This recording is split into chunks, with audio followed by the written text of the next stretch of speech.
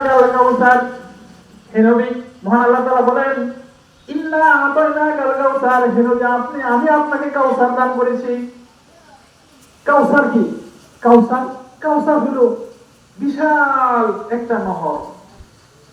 এটা মাশরিক থেকে মাগরিব, সীমানা থেকে জুনুব পর্যন্ত তার দৈর্ঘ্য প্রস্থ এত বড় বিশাল একটা নহর থাকবে, যে নহরের পাশে রাসূল করিম সাল্লাল্লাহু আলাইহি ওয়াসাল্লাম দাঁড়ায় থাকবেন কিয়ামতের দিবস। কাউসারের পানি হলো এত সুমিষ্ট, এটা মধুর চাইতে মিষ্টি হবে, দুধের চাইতে সাদা হবে।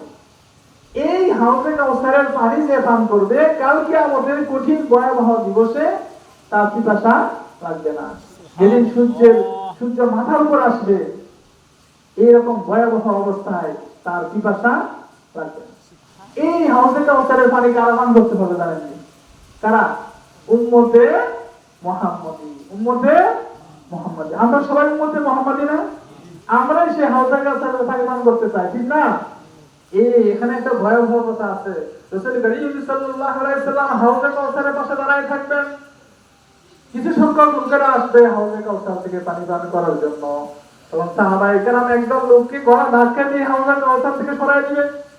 রাসূল করিম সাল্লাল্লাহু আলাইহি ওয়াসাল্লাম বলবেন, হে ফেরেশতারা, তোমরা কেন আমার উম্মতকে, আমার আদর্শ অনুসারীকে এখান থেকে কেন সরায় দিচ্ছ? ফেরেশতারা বলবে, হে নবী মুহাম্মদ, আপনি দুনিয়া থেকে চলে আসার পরে, আপনার ইন্তেকালের পরে আপনার উম্মতের মধ্যে কিছু সংখ্যক লোক আছে যারা আপনার দ্বীনের মাঝে, ইসলামের মাঝে বাড়াইছে, কমাইছে, বেদাত সৃষ্টি করছে। কি করছে? বেদাত সৃষ্টি করছে। বিদআত মানে কি? বিদআত মানে হলো নতুন আবিষ্কৃত, দ্বীনের নামে, ইসলামের নামে নতুন একটা মত আর পথ আবিষ্কার করা, এটাকে বলা হয় কি? বিদআত। যে কাজটা রাসূলের যুগে ছিল না, রাসূল সাল্লাল্লাহু আলাইহি ওয়াসাল্লাম যে আমল করে নাই, সাহাবায়ে কেরাম করে নাই, তাবিঈন করে নাই, আইম্মায়ে মুজতাহিদরা করে নাই, আপনি নতুন একটা কাজকে ইসলামের ইবাদত মনে করে আপনি চালিয়ে দিলেন। বিদআতের অনেক প্রকার, দুইটা কথা বলি। বিদআত দুই প্রকার, একটা হলো বিদআতে হাসানা, একটা বিদআতে সাইয়্যা। বিদআতে হাসানা মানে হলো যে বিদআত করলে গুনাহ হবে না। কিছু বিদআত আছে যেটা হলো বিদআত মানে নতুন আবিষ্কার। বিদআত মানে কি? নতুন আবিষ্কার। মোবাইল রাসূলের যুগে ছিল নাকি? এটা নতুন না, এটাও বিদআত। তুমি এটা বিদআতে হাসানা, এটা কি? বিদআতে হাসানা।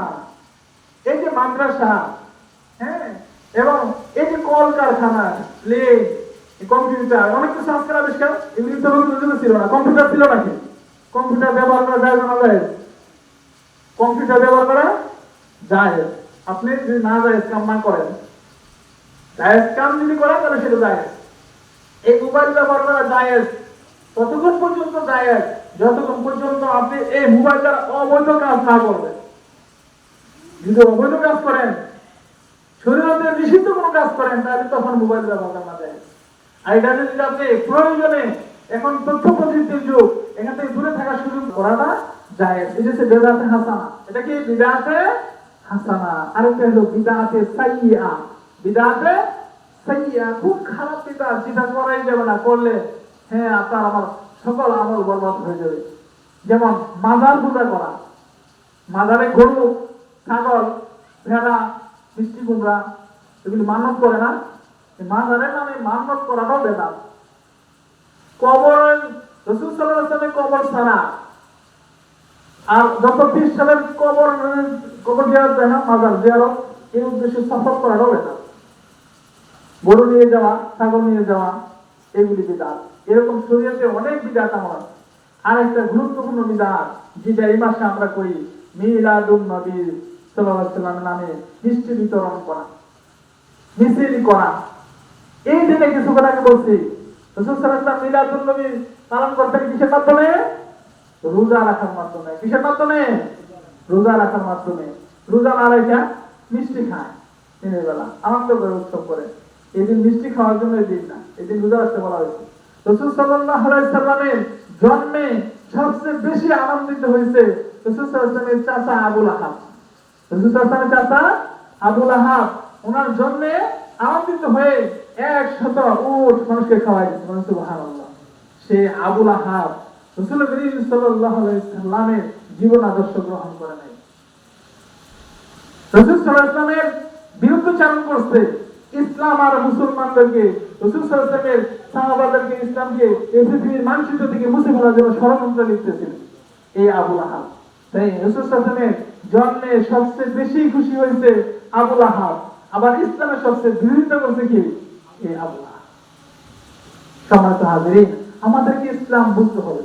যে কথা বলতেছিলাম, রাসূল করিম সাল্লাল্লাহু আলাইহি ওয়াসাল্লামের জীবন আদর্শ আমাদের গ্রহণ করতে হবে। আল্লাহ তাআলা বলেন, লাকাদ কানা লাকুম ফি রাসূলিল্লাহি উসওয়াতুন হাসানাহ, তোমাদের জন্য রাসূল করিম সাল্লাল্লাহু আলাইহি ওয়াসাল্লামের জীবনে রয়েছে সর্বোত্তম আদর্শ। শৈশবে, কৈশোরে এবং বৃদ্ধ বয়সে রাসূল করিম সাল্লাল্লাহু আলাইহি ওয়াসাল্লামের আদর্শ আছে। ব্যক্তিগত জীবনে, পারিবারিক জীবনে, সামাজিক জীবনে আপনি রাসূলের আদর্শ, রাসূলের সিরাতকে গ্রহণ করতে হবে। রাসূল সাল্লাল্লাহু আলাইহি ওয়াসাল্লামকে আল্লাহ তাআলা জীবনের বিভিন্ন পাঠ শিক্ষা দেওয়ার জন্য বিভিন্ন অবস্থায় ফেলাইছেন। কখনো শ্রমিকের অবস্থায় ফেলাইছেন, কখনো রাষ্ট্রনায়ক হয়েছেন, কখনো ফরেন জমিতে ফরেনের বাড়িতে কাজ করছেন, এই বিভিন্ন বাড়িতে রাসূল কাজ করছেন। রাসূল সাল্লাল্লাহু আলাইহি ওয়াসাল্লামের মানে একটা রাষ্ট্র পরিচালনা করার জন্য যত দিক আছে সকল দিকই রাসূল সাল্লাল্লাহু আলাইহি ওয়াসাল্লামকে আল্লাহ তাআলা পরিপূর্ণভাবে তৈরি করছেন। রাসূল সাল্লাল্লাহু আলাইহি ওয়াসাল্লাম যেমন পরে খেজুর বাগানে পানি দিয়েছেন, অনুরূপভাবে রাসূল সাল্লাল্লাহু আলাইহি ওয়াসাল্লাম সেনাবাহিনীর প্রধান ছিলেন, প্রধান বিচারপতি ছিলেন। মক্কা যত বিচার হইতো রাসূল সাল্লাল্লাহু আলাইহি ওয়াসাল্লাম করতেন। রাসূল সাল্লাল্লাহু আলাইহি ওয়াসাল্লাম মদিনা ইসলামী রাষ্ট্রের রাষ্ট্রপ্রধান ছিলেন, ছিলেন কি ছিলেন না? রাসূল সাল্লাল্লাহু আলাইহি ওয়াসাল্লাম ইসলামী রাষ্ট্রের রাষ্ট্রপ্রধান ছিলেন, উনি যুদ্ধের সেনানায়ক ছিলেন, সেনাবাহিনী প্রধান ছিলেন।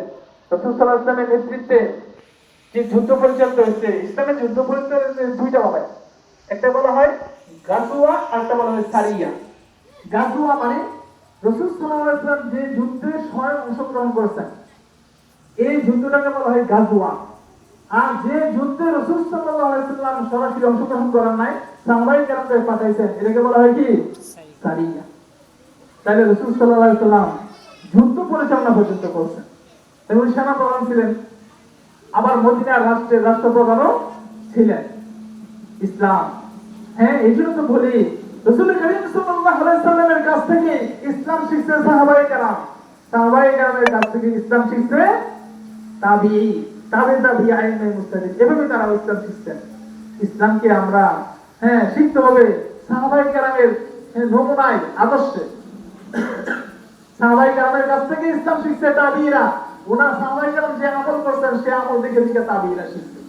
আমাদেরকে ইসলাম শিখতে হবে এরকম আদর্শ একজন কাছ থেকে আরেকজন দেখে দেখে শিখছেন। আমাদের দেশে অনেক আলেম ওলামারা আছে যারা এই রাসূল করিম সাল্লাল্লাহু আলাইহি ওয়াসাল্লামের এই তরিকায়, সিলসিলায় ইসলাম শিক্ষা আমাদেরকে শিখাইছে। এখনো সাইয়্যিদ বংশের লোকেরা আছে পৃথিবীতে, রাসূল সাল্লাল্লাহু আলাইহি ওয়াসাল্লামের বংশের লোকেরা এখনো পৃথিবীতে আছে। কোরআন শরীফে আল্লাহ তাআলা একটা আয়াত স্পষ্ট করে বলেছেন, আল্লাহ বলেন, ইয়া আইয়ুহাল্লাযিনা আমানু কুনু মা'আস সাদিকিন, হে ঈমানদারেরা তোমরা সাদিকিনদের সাথী হও। কাদের সাথী হও? সাদিকিন, যারা আল্লাহ ওয়ালা, সত্যবাদী। এই সত্যবাদীদের সাথী হতে বলা হয়েছে।